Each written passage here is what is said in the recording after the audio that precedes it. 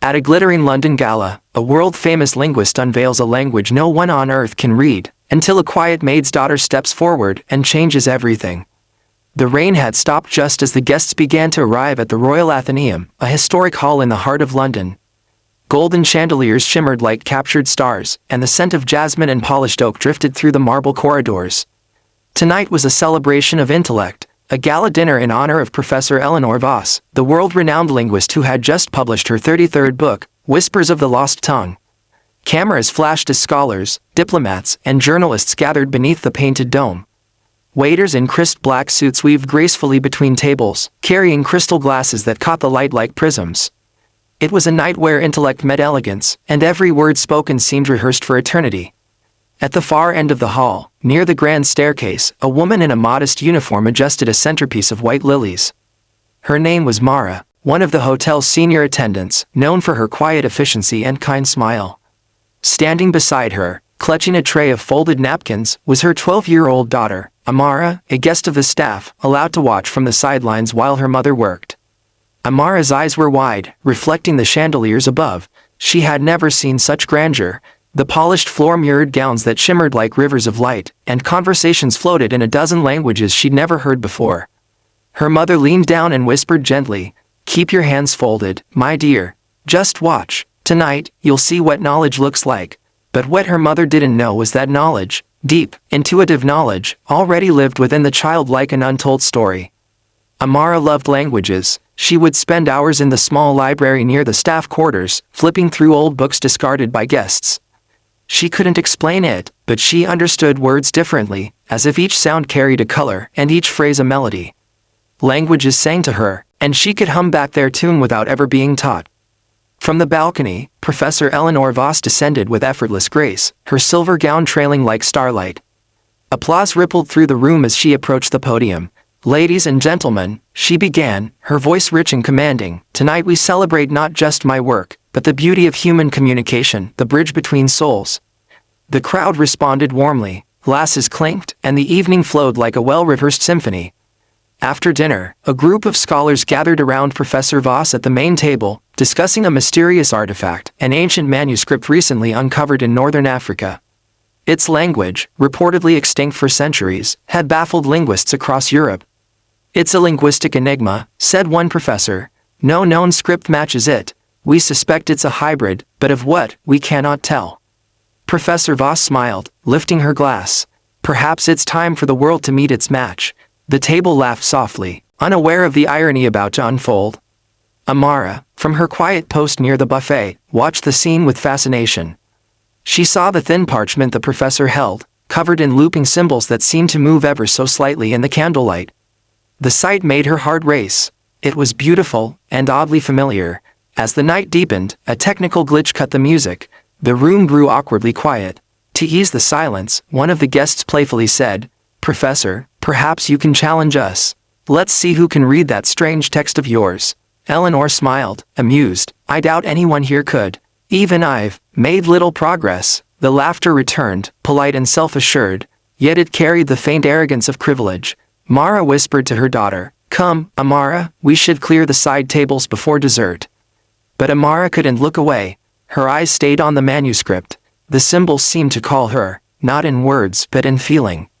Professor Voss noticed the stillness near the buffet and turned slightly. Her gaze fell on the young girl, dark curls, wide eyes, standing as if in a trance.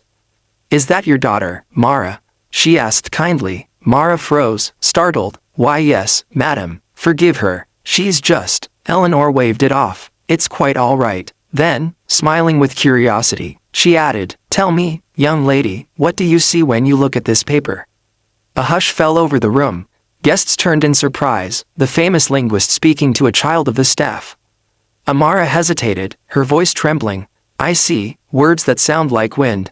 They move like water, but they feel like singing." A ripple of laughter passed through the table, though not unkindly. One of the scholars chuckled, "Poetic imagination. Children see what we forget too." But Eleanor's smile faded. Her trained ear caught something. The rhythm of Amara's description mirrored the very cadence of the script she had studied for months. She leaned forward, intrigued. "You hear them?" Amara nodded. Professor Voss slowly extended the parchment. "Then tell me, little one, What do they say? Mara's heart pounded. Professor, please, she's just a child. But Eleanor's eyes never left the girl's. Something in her gut told her this was not a game.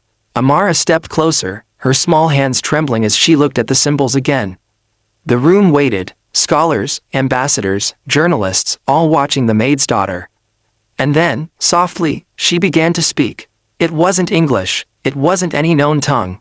Her voice flowed like the rustle of leaves in the hush of rain on glass, melodic, haunting, beautiful. The room held its breath. Even the chandeliers seemed to dim, listening. Professor Voss's eyes widened. She understood fragments, words she had seen repeated but never decoded. The child wasn't imitating sounds. She was translating. When Amara finished, silence swallowed the hall. Then came the faint clink of a spoon dropping onto porcelain. Professor Voss whispered, almost reverently, "My God, she's speaking the Lumerian dialect, the one no living soul has ever read." Mara's face turned pale. The crowd murmured, stunned.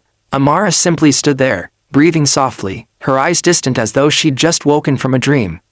And in that moment, the grand hall, a place of intellect, pride, and pedigree, realized that genius had just spoken from the humblest of hearts.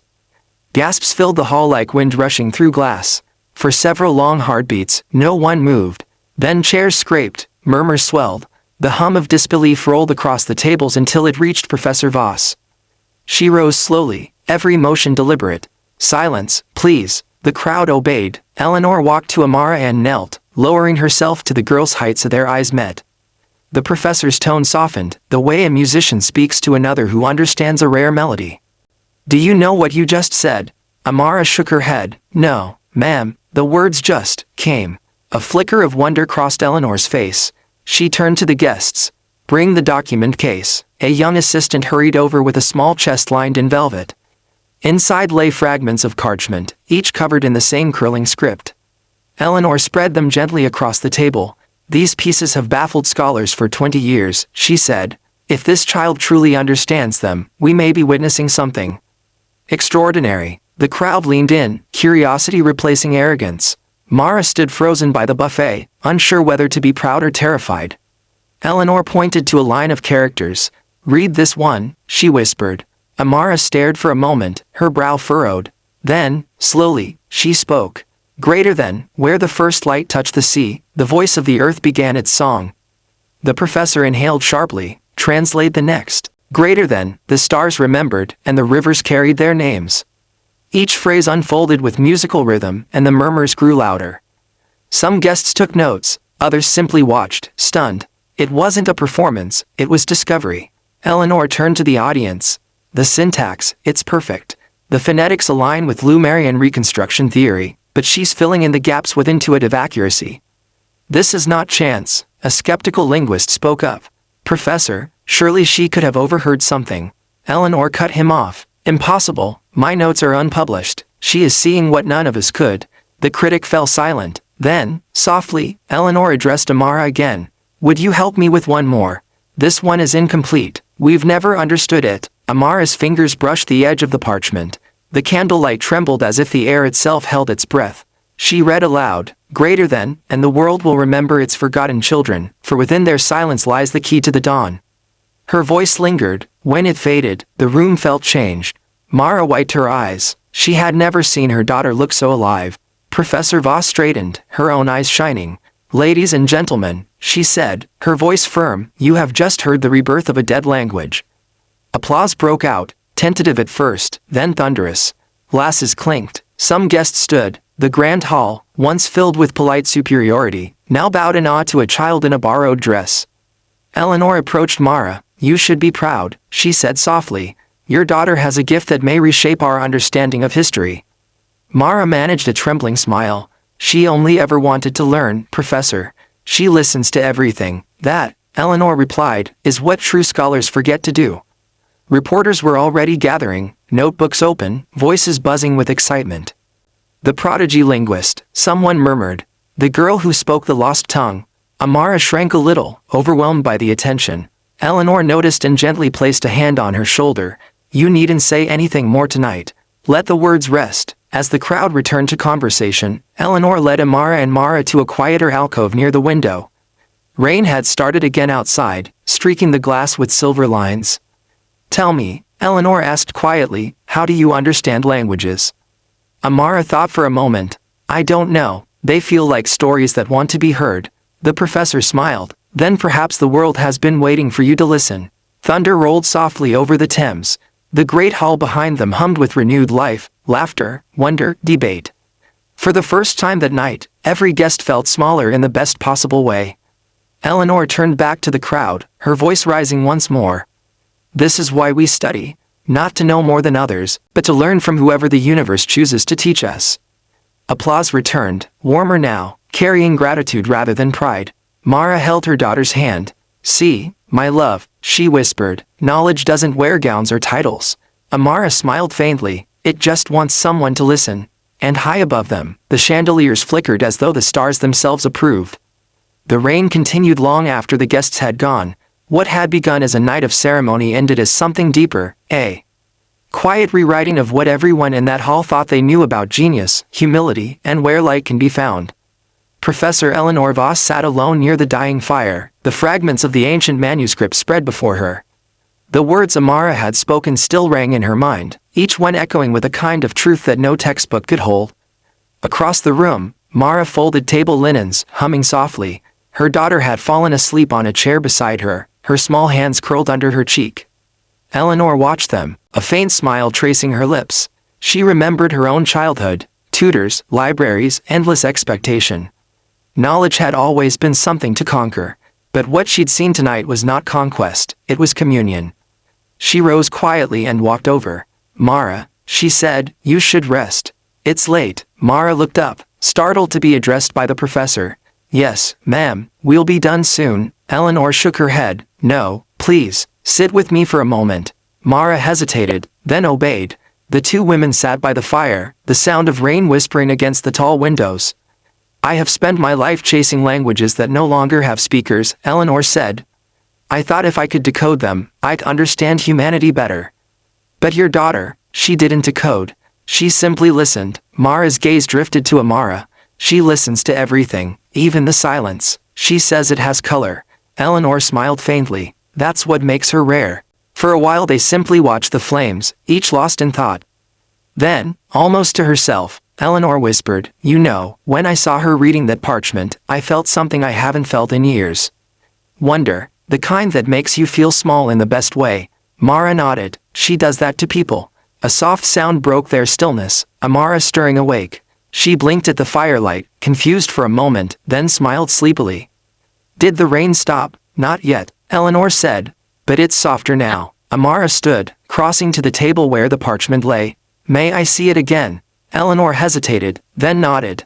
The girl's fingers traced one of the symbols. This one means remember, but not just in words. It means to carry something in your heart. Mara watched her daughter in awe. How do you know? Amara shrugged. It feels like that. Eleanor exhaled. You may not realize it, child, but you've given these words back their meaning. Amara looked up at her, shy but steady. Maybe they were just waiting. The simplicity of it disarmed Eleanor. Waiting, yes, waiting for someone to listen without pride, to hear without needing to own. That was what scholarship was supposed to be. She turned back to Mara. May I see to her education, not as an experiment, but as a promise.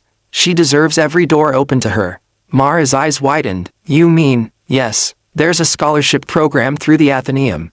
If she wishes, she'll never want for opportunity again. Tears welled in Mara's eyes, but Amara only smiled. I don't need anything big, she said softly. Just books, and time to read them. Eleanor laughed gently. Books and time, the rarest treasures. They sat together as the fire burned low. The noise of the city faded until there was only the quiet rhythm of rain and the slow, steady breathing of a child who had changed everything without trying to. Outside, dawn began to stretch pale fingers across the sky. The clouds broke, and the first light touched the wet cobblestones, turning them to silver. Eleanor rose and looked out the window. Do you remember what you said when you read the last line of the manuscript? She asked. Amara thought for a moment, then recited. Greater than, the world will remember its forgotten children, for within their silence lies the key to the dawn. Eleanor nodded. You were the dawn, Amara. The girl looked puzzled. I just said what I heard. And that, the professor said, is exactly what the world needs most. The fire crackled one last time before sinking into embers. The hall that had once echoed with applause now held something gentler, a shared stillness, a recognition that brilliance can whisper as softly as a child's voice. Mara took her daughter's hand, and together they turned toward the door. Before leaving, Amara looked back at the table where the parchment lay. The letters shimmered faintly in the morning light, as if thanking her. Eleanor watched them go. She felt no envy, no fear of being overshadowed, only gratitude. For the first time, she truly understood the language she had spent her life chasing, not the tongue of lost empires but the universal voice of wonder. As the doors closed behind mother and daughter, the rain stopped completely. A single beam of sunlight fell across the table, lighting the parchment like a page newly written. Eleanor whispered to the empty room, "Let the world listen."